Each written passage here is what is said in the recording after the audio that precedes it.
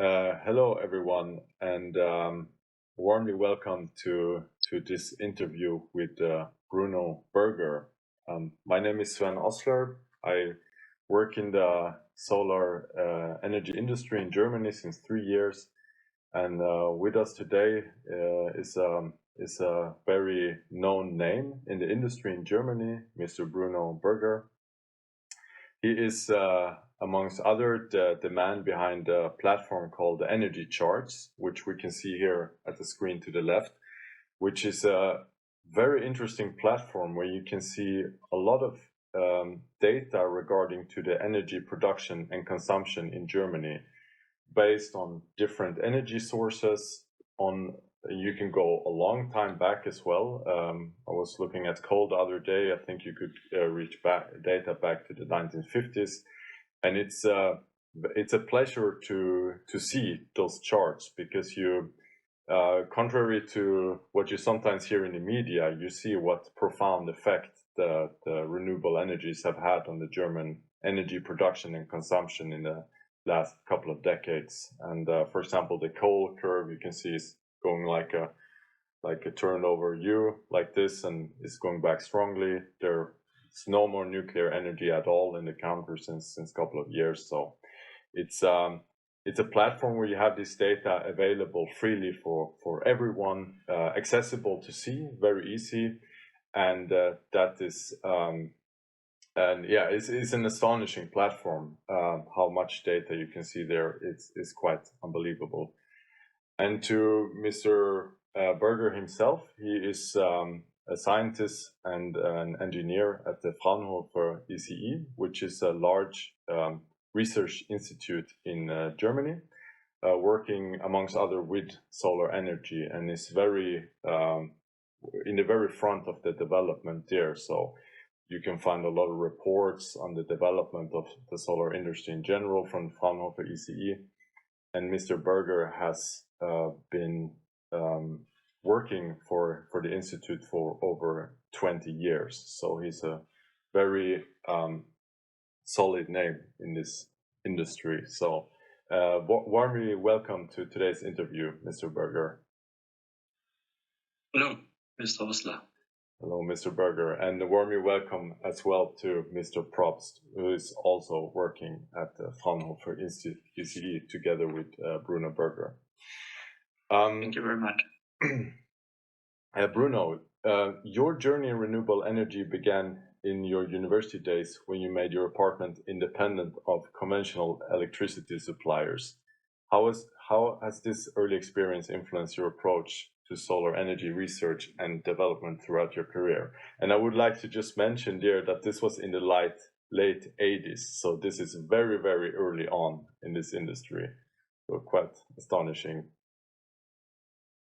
Yes, I studied at the University of Karlsruhe, and at that time we had a lot of discussions if we need nuclear energy in the future or not. And my opinion was we don't need nuclear, and I was in favor of wind energy and solar energy, but my colleagues, they were in favor of nuclear, and we had a lot of discussions. And at a certain point, I learned that it's not possible to get a solution in the end, and so I had to do some facts. And so I bought my first solar module in 1988, I think. Oh, wow. And it was a Siemens module with 38 watts power. Now we have 500 or 600 watts of power, more than 10 times more. And I used this solar module to charge a 12-volt lead-acid battery. And with this battery, I made my apartment or my room independent from the solar grid. So I disconnected everything from the solar grid. And that worked nice until Christmas, and in winter it was really dark, and so in January I had not enough power for the light, and so I had to buy a second solar module to have enough electricity in winter. But then in April or May the battery was already full at 10 o'clock in the morning, and so I had to waste solar energy, and that was really hard. And so I decided to build my first solar inverter to make grid feed-in, and that inverter had a power of 40 watts. It's totally small, and it had no MPP controller or nothing. It was directly connected to a battery, and I just looked at the weather, and if it was a good weather, I set it to 40 watts, and if it was bad weather, I only set it to 10 watts constant, and when I went to university for my studies, and in the evening I switched it off again, so it was really simple. So you were actually almost, even in the winter, independent of the traditional energy suppliers, even in 1988. Yes, I was fully independent. I had my battery, and I had to change all the consumers to 12 volt. But I found a television set that was on the street. I don't know the name.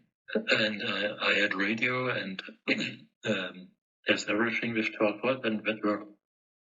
Wow, that's something that we should get out to people that still not believe in solar energy. I think that's a quite striking fact. We see here to the left the energy charts platform that was developed by you. That platform has become, in the energy crisis of Germany since the Ukraine war, a critical tool in showing how the development is going on a national level.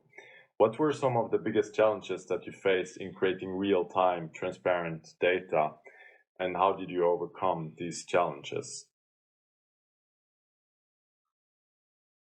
Yes, there are a lot of challenges. We started in 2011 or 12 with the first charts that were made by hand, and we made then PowerPoint slides and PDF slides out of it. But the problem was that the data is always changing. Also, after publishing, the data changes up to 1 month or 2 months. In the past, it changes.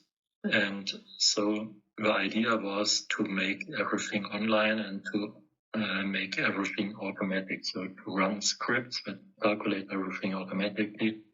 And so in 2014, 10 years ago, we published our online platform, and where all the data is calculated automatically. So we are running some servers, and we collect the data from about 10, 15 sources every hour, and we do a lot of calculations, and then we are copying all the data on our energy chart server so that we have up-to-date data. And yes, that's Leonhard, you can explain what we see now. So can you mention quickly what we see in the graphs that you're displaying right now? Yeah, thank you very much. So we have, so maybe as overview again, what is the idea of energy charts? So in energy charts, we try to bring together all freely available data on energy transition in Germany and Europe and present it to the user in an as convenient way as possible.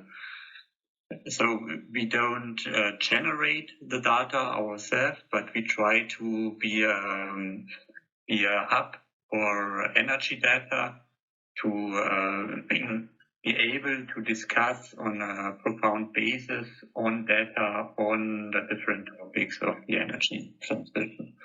And our most frequently used graph is the electricity production, where we show the most recent electricity production for all European countries, as for example Germany. And we can see here, for example, in yellow, the solar production from today, as well as wind production and from fossil fuels. But here on the right side, we can also see, for example, the forecast of production for the rest of this day. and at 7 to 8 o'clock this evening, we will have also the forecast for tomorrow online. So it will be updated every hour, and you can see easily this data in real time. That's the main thing. And what we now do with this production data, we have lots of analysis basically on this data. As for example, we can go here to energy, and we can easily get the most recent summary of electricity production in the year 2024 for the German electricity production. And also all this analysis of the real-time data is updated every hour. So we can really provide, when we have finished a week, a month, or a year, we can directly provide how was the electricity generation in the last year, month, or week. And here you can see, for example, then for 2024, that the renewable energy production was 65.6% of the total production of energy in Germany. Is that correct? Yes, that's correct. That's not the overall production, but what we can see here, it's all what is seen by the electricity grid. So 65% of electricity fed into the public electricity grid were renewable. It's a bit less of the total production because in Germany, it's a bit specific, as we can see here. We have still lots of industrial self-supply with natural gas. These are companies which produce the electricity themselves because they can also use the heat themselves.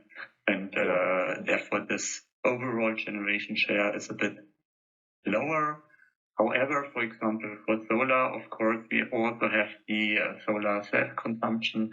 It's the electricity behind the meter, which is directly consumed by the producers or consumers themselves. As, for example, Bruno did in his early days in his lab, it was mostly self-consumption of solar. It would count in those 1.55%. Yeah. Leo, perhaps you can also show how to select a country. Yes, and that's now for Germany, but of course we have all European countries available. We also show aggregates, like if you use EU, then we have the same graph for the European Union. So what is the percentage for all European countries of European Union? But we can also have individual countries like, for example, Sweden. And it's somehow interesting because each country has its own footprint. I think Bruno and me would directly recognize most of the European countries only by seeing this pie chart. Very, very interesting, and also quite impressive still for on EU level, the amount of renewable energy already. It was almost 50% if I caught that number correctly before. So yeah, it's especially interesting if we of course also have historic data, so we can see I can easily highlight the renewable production, or we can also just have solar and wind production since 2015 in the European Union, and we can see that there's a strong increase overall Europe and production from variable renewables. That's very. It's very nice to see these numbers when you're for the energy transition that we're going through. Bruno, given the significant increases in photovoltaic contributions to electricity generation in 2022, what do you see as the next major milestones for solar energy in Germany's renewable energy transition? We believe that we have to increase the installed power of solar and wind, and in parallel we now need also batteries, because we have a especially during noon. We have a lot of solar energy in the summer, and we have to store some of the energy during noon for the evening, because we have also high consumption in the evening, and the electricity prices are also high in the evening, much higher than during noon. And so we need batteries, and we have then to install a lot of batteries until 2030. Then we have also to start to produce hydrogen. Yeah. And with the hydrogen, we first supply the industry that use the hydrogen for production of plastics or other things. And in 2040, we think then it's time to also make electricity back again out of the hydrogen. So there are different time scales. Up to 2030, producing solar, wind, and having batteries. Up to 2040, producing hydrogen for industry, and after 2040, also re-electrification or producing electricity out of hydrogen, especially in winter during periods where we have no wind. In summer, it's not such a problem, because solar energy is more or less here every day, and we can store it with batteries. But in winter, we have longer periods where we can have only low production of wind, and solar is also low in winter. So in winter, we need some long-term storage, and that cannot be done with batteries. That has to be done with hydrogen. All right. So for those of you who are not so familiar with the industry, then battery would mean in this aspect a short-term storage of electricity. Right now, lithium-ion batteries and hydrogen can act as a long-term storage of energy, basically, and that is something that we expect to see a lot more of in the future. I suppose is what you're saying, Bruno. Yes, but we would first use the hydrogen in the industry for producing materials. Okay.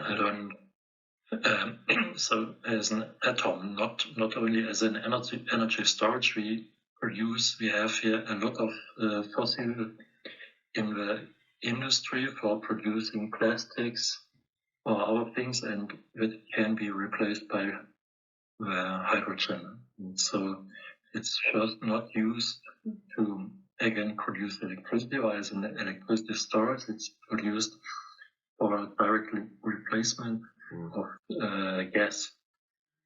Right. Okay. Thank you for that clarification. As someone who's been involved in solar energy for over 4 decades, how do you view the current pace of the solar energy adoption in Germany? And are there any specific policies or innovations that you believe are crucial to accelerate this transition? Yes, now it's like Christmas. We were always waiting for low prices for solar, and now the solar module prices are extremely low, and so that is the thing that we dreamed of for 40 years now, and now we have it. Now we have really cheap solar modules, but now we have some other problems with the grid and with storage and so on, but that are all technical problems that can be solved. Yeah. Okay. So the current pace is good, and we don't need a lot of extra policies now to increase further adoption in the market. We always need policies for renewables, but perhaps we also need some policies that give extra costs to fossil fuels. So we have to go out of fossil fuels. We have floodings more or less every day. You see floods in the cities where the cars are swimming in the streets and so on. We have to act now, and we have to do everything to remove CO2 emissions or to save CO2 emissions.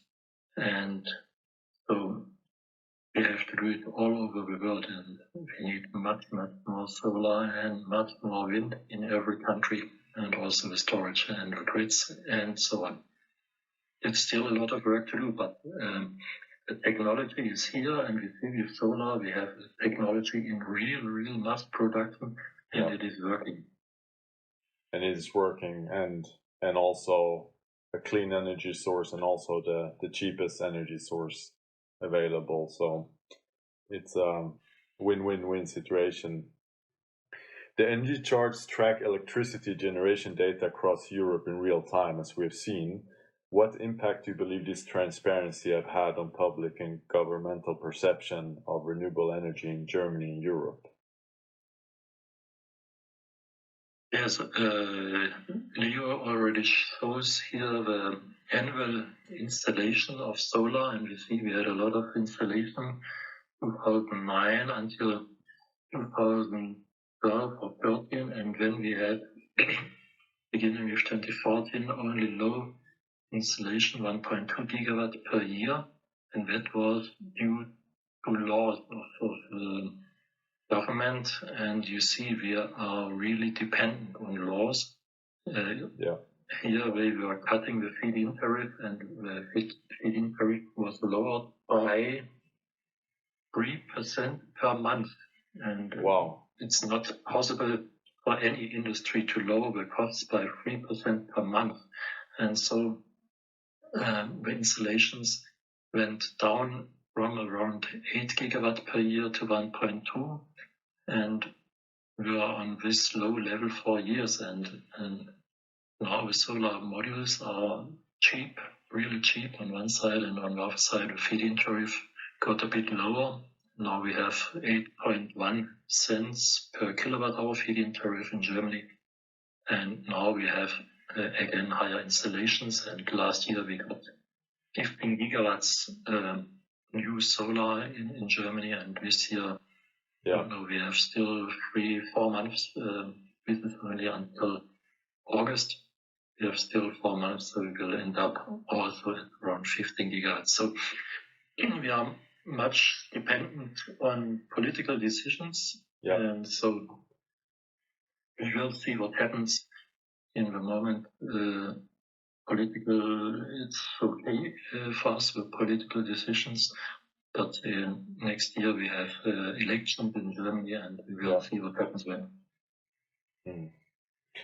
Yeah, I think it's also interesting to compare it to some of the myths that are going around in the mainstream around renewable energy. For example, in Germany, there has been some discussion about Germany being dependent on nuclear energy from France, for example, and that's a fact that you can very easily either verify or dismiss here. Perhaps you can even show that right now, where you see the import and export balances of energy between Germany and France, for example, and it makes it very visible. Yes, Leo, perhaps you can show us the installed power. Absolutely, yes, and you see the installed power without any solar and wind is around 100 gigawatts, and the peak load is around 70 gigawatts in wind in Germany. So we have enough installed power to produce our electricity by our own, but we have lignite, hard coal, and gas power plants, and if the neighbor countries have electricity production that is cheaper than our production from fossils, then we have imports. But import does not say that we are not able to produce electricity by ourselves. Right. Yes, Leo just highlighted the peak last year was 73 gigawatts, yes, and the installed power was 98 gigawatts. So we have enough power plants to produce electricity, but sometimes it's cheaper to import than to produce by our own. Right. So it's a pure market decision. It's not a decision of being able to or not. It's decided at the IPEX stock market. Yes, every power plant, or Leo, will you explain it? How APEX works? Yes, I can say it. Basically, there is no actor who decides that Germany is importing electricity from a neighbor country or exporting, but there are coupled electricity markets in Europe. So every market participant bids to sell or buy orders in his or her corresponding bidding zone. And then there's an algorithm which is optimizing the societal benefit all over Europe, and it decides which country is exporting and importing based on the bids in the corresponding bidding zone. And then, of course, there's the question, how did the trade flow look like? I can, for example, put here the aggregated sums of electricity trade in Germany with its electric neighbor countries. And we can also go here to configuration, and then we can even sort it. Then we can see where Germany imported and exported electricity, for example, in the last year. And we can see most of the import was from Denmark with close to 11 terawatt hours. Then we had imports from Norway, Sweden, Netherlands, and Switzerland. Basically all countries with a high share of renewables, except Switzerland and Sweden, which also have like 1/3 roughly from nuclear. And there was an almost balanced saldo between France, Germany and Czech Republic, Belgium and Poland.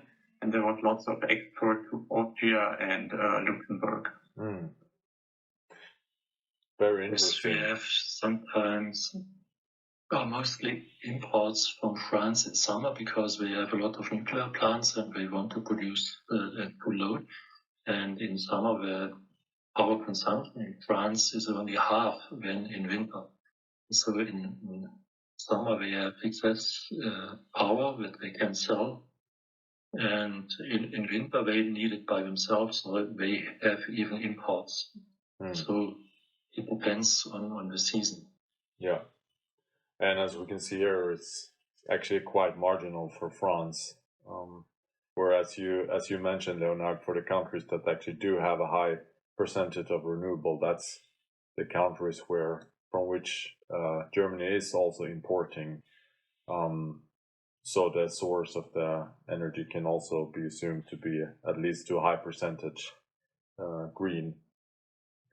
Yeah, that's of course a very heavily discussed question, which is the source of electricity which is imported. But regarding like a scientific point of view, there's no real answer to the simple, it might sound simple question, where do the electrons I'm consuming now from my socket really come from? And there's basically no concrete answer to this simple question, which leaves lots of room for interpretation. Yeah. So, and one of the simple ways to see it where the electricity is coming from, to have a look at this data, and of course just use the generation mix of the individual countries as assumption that we are importing the generation mix. But of course there can be different views. For example, we could only import from Denmark when they have excess power, which could be mostly wind or solar power. But there are just different views to answer the apparently simple question, where do my electrons come from? Yeah. And especially from Denmark, we have also transit power. So Denmark is a transit country for power from Norway also and from Sweden. Oh, okay. So that electricity could actually originate in Sweden, arrive in Germany. Yes, in Norway, yes. Okay. Because we have only one line to Norway with 1.4 gigawatt, and that is not enough. And so we have also electricity from Norway that drives over Denmark, and from Sweden that drives over Denmark. Oh, okay. Interesting. And that would then show up as coming from Denmark in this data. Okay, interesting. Very interesting. Bruno, you have warned about the incorrect use of data in discussions on renewable energy. Could you share some examples where data misinterpretation has hindered the progress of the energy transition, and how can we assure more accurate and effective use of energy data in public discourse? We had a lot of discussions, especially when we phased out nuclear, and when some politicians said, due to the phase out of nuclear, we have now more fossil consumption, and that was not the case. Leo, if you show the annual data for all years for hard coal and lignite, and we see that even with the phase out of nuclear, we also reduced electricity from coal.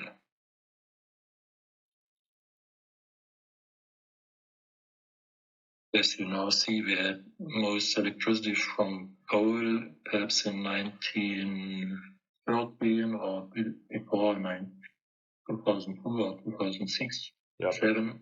At that time, we already had a lot of nuclear. And now we phased out of nuclear, and still the power from coal is now more than halved. In 2023, we had around 120 terawatt hours compared to 280 that we had before. And even this year it will be still lower, so we are now also phasing out coal really fast. And for people who may not be aware of this, the German government took the decision in the beginning of the 2000s to shut down to start phasing out nuclear energy, and the discussion was then a lot around nuclear being just replaced by coal. But as we saw in the graph before, there was no increase in the usage of coal power, but the curve was rather flat until it started to drastically dip in the last couple of years. Of course, disproving the theory that Germany became more independent on coal because of the phase out of nuclear energy. Yes, there are some people that say if we still would have nuclear, then the usage of coal would be lower. But nuclear is not compatible with solar and wind, because solar and wind, they are fluctuating very fast. And so we need a coal generation. Leo, perhaps we can cover also the 15-minute values of the week. And you see perhaps only for gas or something. And you see this is the cogeneration with gas, and you cannot drive a nuclear power plant in this way with permanent modulation of the power. And so it's not true that we would have more or less zero coal if we would have kept nuclear. Right. And additionally, most of coal power plants that are running now, they produce heat and electricity, and the nuclear power plants, they were not connected to the heating grids of the cities. So we still have a lot of coal power plants that are needed also for heating. Right.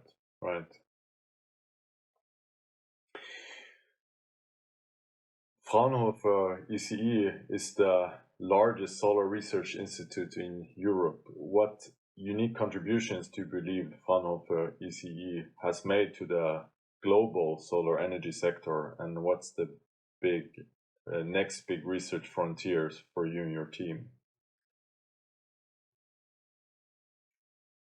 Leo will do. Yeah, explain it. I think we have two things. One is the solar module side, and the other is the power plant side, but you can explain it. Yeah, I mean, what I would say is the main contribution for solar is to pave the way to today's solar electricity, which is so cheap and cost competitive for example, conventional power plants from fossil fuels. And main contribution is like twofold. It's one, production technology, which has improved a lot, but also it's generally seen that mostly the production technology and the production cost has decreased, but what is overseen by many people is that also the technology has improved a lot, and mostly for efficiency. Nowadays, we can get modules with 23-24% efficiency very easily, and just 10 years ago, it was more like 10-15 years ago, more like 15%. And that's in relative terms, that's a drastic increase in efficiency from modules, which have increased the cost of overall solar power plants a lot. And that is also what we see as one of the main drivers in the future until 2045, 2050, because we don't expect that the individual solar modules will decrease heavily in price any further, but we see still very strong efficiency improvements which are possible in the future. And that is key for further cost reductions from electricity of solar, because the main part nowadays of the generation costs from solar is not the module cost, but the balance of system costs, which can be further decreased if the efficiency of the module is increasing, because you need less land, less installation effort, less mounting system for the same amount of power you can produce. Right. Maybe for the innovation in inverters, I can give the word to Bruno, because he spent most of his professional life on developing solar inverters, and maybe you can talk on it. Yes, I'm electrical engineer, and I developed solar inverters for my whole life. As I told you, I developed my first inverter in 1988. It was with a transformer. And in 1990, in my diploma work, I developed the first transformerless inverter with IGBTs worldwide. And at Fraunhofer ISE, we brought the transformerless inverter to the market. We looked for all the standards that are electrical standards that are needed for transformerless inverters. And we were also and with that, we increased the efficiency dramatically of the inverters and reduced the costs. In 2006, 2007, or let's say before 2006 and 2007, the inverters for residential use were single phase. And then we also developed the first transformerless three-phase inverter together with a company. And it was also a really big success. And when we introduced new semiconductors like silicon carbide, and with that we made a worldwide efficiency record of 99% in 2008. And so we had a lot of contributions to inverters. It was my idea to increase the DC voltage of solar plants from 1000 volt to 1500 volt, and I worked a lot to bring that in the market, to adapt all the electrical standards to make it possible to produce 1500 volt inverters. And now in power electronics sector, we are working even on medium voltage inverters that have AC output 1500 volts and DC input more than 2000 volts. And we want also to apply the standards for this higher voltage, especially for industrial solar power plants. So we have a lot of work done in the sector of power electronics to make power electronics cheaper and higher efficient. And for those of you who may not know the terminology, the balance of system, or all the costs are not directly relating to the modules themselves, like the construction and the inverters and cables and things like that, and they're not decreasing in the cost the same way as the solar modules are decreasing in price. The solar modules used to be a big part of the whole cost of the system, and meanwhile for smaller private household system, they're sometimes even now the minority of the total cost. which was not the case if you go 10 years back, of course. Bruno, as an honorary professor at the Institute of Electrical Engineering at KIT, how do you engage the next generation of engineers? And what do you believe are key skills and knowledge areas that they must develop to drive the future of renewable energy? I engage students first also with the energy charts in my lectures. Every week when I have lectures, I first use 10 minutes to show what is actually going on in the electricity market and what is going on in politics for renewables and so on. And we are discussing it. And I show them that we can have a really good and bright future with renewables and without fossil fuels. Everything is technically possible. We have just to do it. And perhaps I also tell the students, it's our task to tell the politicians that it is technically possible and to tell the politicians which way we have to go, because we are the experts, not the politicians. Absolutely. They don't always get the same information as you do as when you're active in the technology sector. That's also relating to my last question of today. Looking at the future of solar energy in Germany, what role do you believe technological innovation versus policy changes will play a role in reaching 100% renewable energy? And how can they be aligned for maximum impact if we now consider the framework you mentioned before about short-term battery until 2030 and then going over to nitrogen storage and even in the 2040s? How can we align the technological innovation and policies for maximum impact of reaching this goal? I think we have good success in solar. We have high efficiency, and now the new or in scientific work we are working on tandem solar cells with solar bottom cells and perovskite on top cell to have again efficiency increase to save balance of system costs. And in wind power we have higher powers to get higher wind speeds, and so that is working very good. And the electricity sector is getting decarbonized really fast, and now we have to look at the other sectors. The next sector is traffic. It can be very easy. We have electric cars available. We just have to buy them and use them. I by myself, I'm driving since 2013 only electric, and I have really fun with it. I'm an electrical engineer, not a mechanical engineer, so I prefer electric cars. That's really good, and we have to bring the electric cars now into the mass market to decarbonize the traffic sector.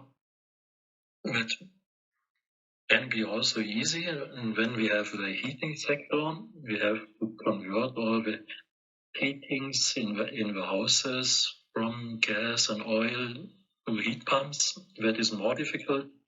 And we have the industrial sector that we also have to decarbonize, and that is also difficult. So we have good success in electricity production, and we have now to work on the other sectors, especially heating and industry, to bring the emissions also down in that sectors. You mentioned that the e-mobility is easy. We just have to buy electric cars. I read that in Germany, the newly registered vehicles are around 18% electric since a couple of years. What do you think is the reason for it not, at the moment, plateauing a bit on 18% and not increasing further? You see in Norway that it is possible to have much more electric cars, and also in other countries. I think in Sweden they also have more electric cars like in Germany. in Germany, it's related to the political discussions. We have some parties that say we still need the combustion engine longer than 2035, and that is total nonsense. We now have electric cars, and especially China is very fast in production and bringing the costs down for electric cars. And we have also to do it, otherwise we can close our car factories. It's very true. It's a big industry in Germany, and we have to go with the time also. We have to go with time. If we stay with a combustion engine, we can sell cars for the next perhaps 5 years, but when it's finished, yes, we have to go to electrical cars because they are, in the future, they are much cheaper than combustion engines, and they bring much more comfort. If you drive for several years an electric car, and if you then have to drive a car with combustion engine, it feels like you are driving a truck or something like that. So the cars are getting more intelligent, they have more functions, they are like a mobile phone, they are software dominated, and that is fits perfect to electric cars, not to combustion engines. Absolutely. Everyone can help for the energy transition. Everyone can go by foot to the bakery or by bicycle. Everyone can drive electrically with tram or with a train or something, perhaps also with electric car. And perhaps some of the audience can install a solar power on rooftop. If he has not a rooftop, he can perhaps invest in solar power. Everybody can do something for energy transition. And if everybody is helping, then we will also have success in the future. And that's a nice note to end the discussion on.